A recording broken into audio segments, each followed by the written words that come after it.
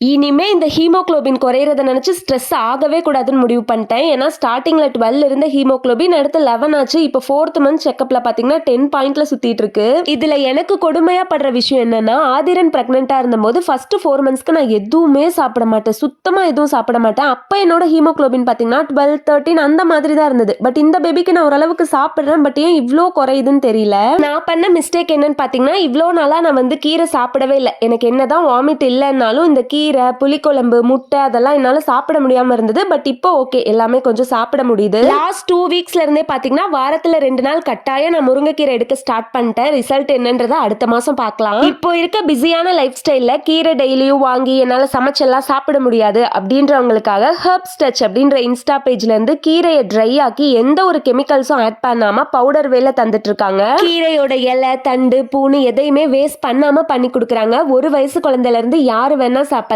கீரை ஸ்மூதியாவோ, சூப்பாவோ, மயோனிஸ் இல்லைன்னா சாதத்துல போட்டு பிசைஞ்சு சாப்பிடுறது, இந்த மாதிரி எப்படி வேணா யூஸ் பண்ணிக்கலாம். தேவைப்படுறவங்களுக்கு மேல வாட்ஸ்அப் நம்பர் தரேன், செக் பண்ணி வாங்கிக்கோங்க.